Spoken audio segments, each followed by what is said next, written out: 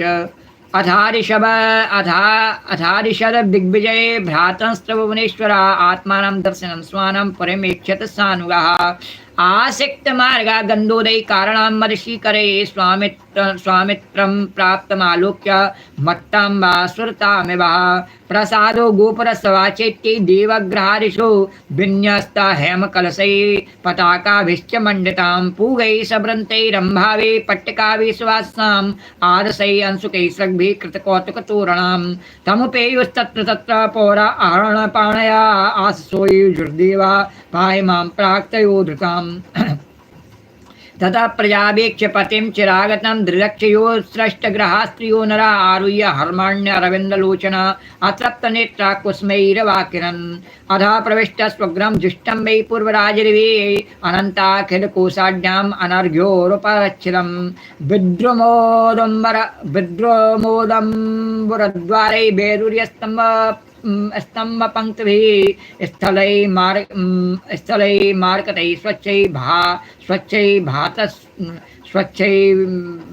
भातस्फाटकभित्तिभिः चित्रस्रग्भिः पट्टिकाभिर्बासो मणिगणांशुकैः मुक्ताफलैश्चोल्लासैः कान्तकामोपपत्तिभिः धूपदीपैः स्वरभिर्मण्डितं पुष्पमण्डनैः स्त्रीपुंभैः सुरकांशैः जुष्टं भूषणैः तस्मिन् सा भगवान रामा स्नग्ध्या प्रियैश्च और रेमेश्वराम धीराणाम ऋषभ सीतया किला भोजे च यथा कालं कामान् धर्ममपीडयन् वर्षत्पूगान् ब्राह्मणाम् पूगान् बहुनृणाम् आविध्यातांघ्रपल्लवः। श्री सुखदेव जी कहते हैं, त्रिभुवनपति महाराज श्री राम ने राज सिंहासन स्वीकार करके इनके बाद अपने भाइयों को दिग्विजय की आज्ञा दी और स्वयं अपने निज जनों को दर्शन देते हुए अपने अनुचरों के साथ वे पुरी की देखरेख करने लगे। उस समय अयोध्यापुरी के मार्ग सुगंधित जल और हाथियों के मदकर्ण से सिंचे रहते। ऐसा जान पड़ता मानो वह नगरी अपने स्वामी भगवान श्री राम को देख करके अत्यंत मतवाली हो रही है। उसके महल, फाटक, सभा भवन, विहार और देवालय आदि में स्वर्ण के कलश रखे हुए थे और स्थान स्थान पर पताकाएं फहरा रही थीं। वह डंटल समेत सुपारी, केले के खंभे, सुंदर वस्त्रों के पट्टों से सजाई हुई थी। दर्पण, वस्त्र, पुष्पमालाओं से तथा मांगलिक चित्रकारियों से, बंदरबानों से आदि सारी नगरी जगमगा उठी थी।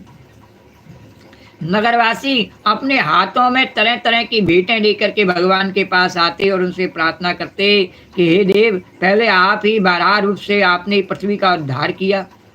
परीक्षित, उस समय जब प्रजा को मालूम होता कि बहुत दिनों बाद भगवान श्री राम जी इधर पधारे हैं, तब सभी स्त्री पुरुष उनके दर्शनों की लालसा से घर द्वार छोड़ करके दौड़ पड़ते। वे ऊंची ऊंची अटारियों पर चढ़ जाते और अतृप्त नेत्रों से कमल नयन भगवान को देखते हुए उन पर पुष्पों की वर्षा करते रहते। गुरु राजा रामचंद्र भगवान की जय। इस प्रकार प्रजा का निरीक्षण करके भगवान फिर अपने महलों में आ जाते। उनके वे महल पूर्ववर्ती राजाओं के द्वारा सेवित थे। उनमें इतने बड़े बड़े सब प्रकार के खजाने थे जो कभी समाप्त नहीं होते थे। वे बड़ी बड़ी बहुमूल्य सी सामग्रियों से सज्जित थे। महलों के द्वार तथा देहरियां मूंगे की बनी हुई थीं। उनमें जो खंभे थे वे वैदुर्य मणि के थे। मरकट मणि के बड़े सुंदर सुंदर फर्श तथा स्फटिक मणि की दीवारें चमकती रहती थीं। रंग बिरंगी मालाओं, पताकाओं, मणियों की चमक, शुद्ध चेतना के समान उज्जवल धोती, उज्जवल मोती, सुंदर सुंदर भोग सामग्री, सुगंधित धूप दीप तथा फूलों के गहने से वे महल खूब सजाए हुए थे। आभूषणों को भी भूषित करने वाले देवताओं के समान स्त्री पुरुष उनकी सेवा में लगे रहते थे। परीक्षित, भगवान श्री राम जी आत्माराम जितेंद्रिय पुरुषों के शिरोमणि हैं।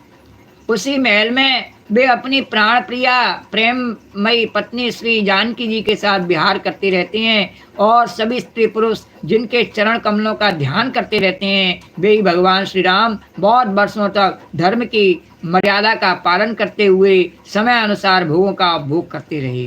गुरु राजा रामचंद्र भगवान की जय। कृष्णचंद्र भगवान की जय। द्वारकाधीश भगवान की जय। नंद के आनंद भय जय कन्हैया लाल के। नंद के आनंद भय जय कन्हैया लाल की।